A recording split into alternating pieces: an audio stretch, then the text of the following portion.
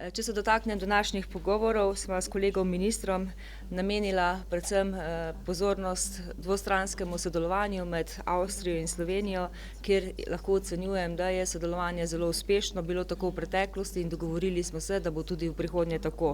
Predvsem pa menimo, da bi bilo možnost izboljšanja tudi na naslednjih področjih, predvsem na izmenjavi znanj na področju vojaške kartografije, na obveščevalno-varnostnem področju ter seveda tudi na skupnih vojaških usposabljanjih in vajah.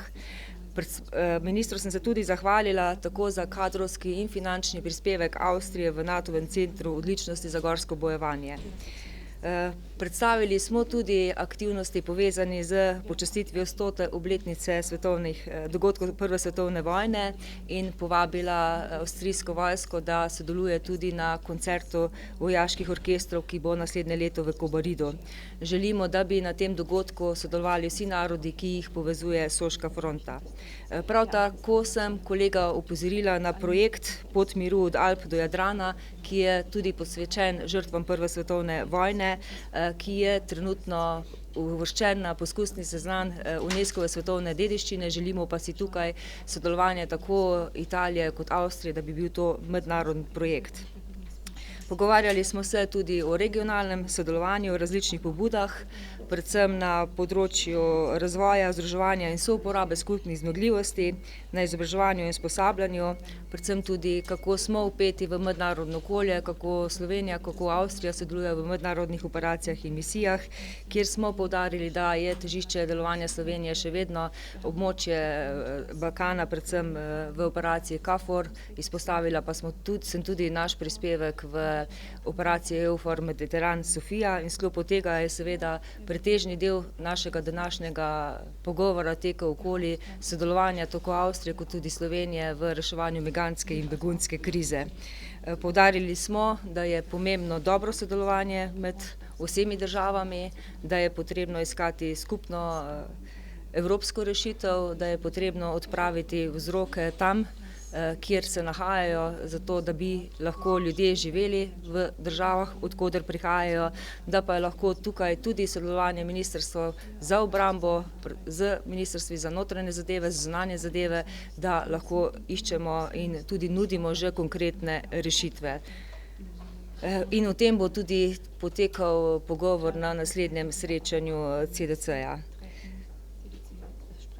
Na koncu se nismo mogli izogniti tudi ne posvetovanju na področju vojaških reform, tako v Avstriji kot tudi v Sloveniji.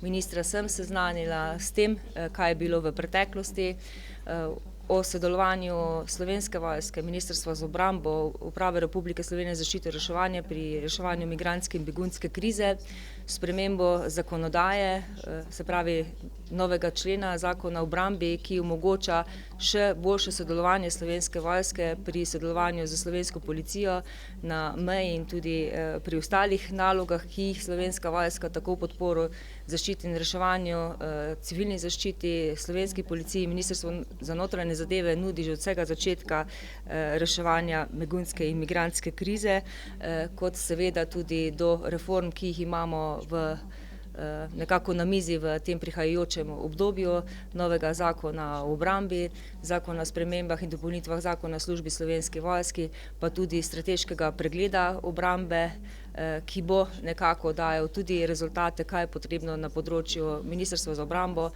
tako Slovenske vojske, upravnega dela, tudi področje zaščite in reševanja spremeniti in dopolniti, zato da bomo lahko še bolj učinkoviti in sodelovali pri reševanju izzivov, predvsem varnostih, s katerih se Slovenija, pa tudi Evropa oziroma svet srečuje v prihodnjem obdobju. Toliko na kratko, hvala. Zahvaljujem se za ta dvodnevni izlet, ki je bil zagotovo prav izjemen. Včerajšnja tekma v Plenici je bil izjemen dogodek, ampak glavno srečanje pa je potekalo danes. O temah smo se pogovarjali zelo intenzivno, čeprav so počasih različna, bodisi pravna ali tudi glede možnosti za ukrepanje, pa so pomembni skupni cilji, ki jih moramo najti. Povečanje sodelovanja tudi na področju reševanja in zaščite, povečanje sodelovanja pri vsakodnevnem delu, tudi kar se tiče centra odličnosti uspešnosti za gorske boje in pa kartografijo. To so teme, kjer je treba okrepiti sodelovanje, tudi kar se tiče obveščevalnih služb in drugih omenjenih tem. Skupni cilji pa nas povezujejo tudi pri vprašanju migrantske in begunske krize, kjer potrebujemo skupne rešitve. Lanska situacija je bila za vse edinstvena in izredna in tukaj je obramba dobila vlogo, ki mogoče pred letom ali dvem sploh ne bi prepisali in za katero si jo tudi ne bi želeli, ne bi verjeli, da se bo lahko tudi uresničila. In zato je toliko bolj pomembno, da najdemo evropsko usmeritev, kajti takšne krizne situacije pogosto tudi izzovijo različna mnenja in različne izzive, vseeno pa moramo najti neko skupno rdečo nit, in se moramo tudi kot Ministrstvo za obrambo, ki se s tem še toliko bolj ukvarja, se moramo s tem povezati tudi z Ministrstvom za zunanje in notranje zadeve. Mislim, da bo priložnost za to tudi na vrhu ministrov za obrambne zadeve, ki bo potekal naslednji teden na Dunaju. To bo možnost, da bomo našli skupne rešitve oziroma vsaj skupne začetke rešitev, da bomo tudi navzven pokazali, da smo pripravljeni najti skupno pot in da bomo predlagali napredek tudi ministrstvom za zunanje in za notranje zadeve. Pogovoriti se moramo tudi o tem, kakšna so pričakovanja od sporazuma med Evropsko unijo in Turčijo. In mislim, da je pa naša glavna naloga prizadevanje za zaščito zunanjih meja in to mora biti skupna naloga v prihodnosti za nas vse. Oceniti je treba tudi sodelovanje na bilateralni in multilateralni ravni. Rad pa bi se zahvalil Sloveniji za njen odličen uspeh v lanskem in letošnjem letu pri zapiranju balkanske poti in nadzoru meja.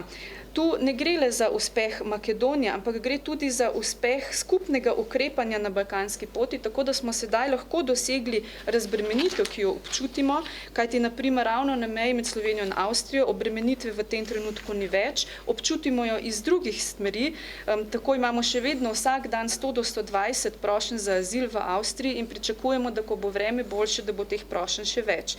In izzivi bodo še večji, če se zunanje meje ne bodo okrepili, takrat bodo te ukrepi na nacionalni ravni toliko bolj potrebni. Zato je naša najpomembnejša naloga ravno zaščita zunanjih meja in tega se moramo, kot rečeno, lotiti skupaj.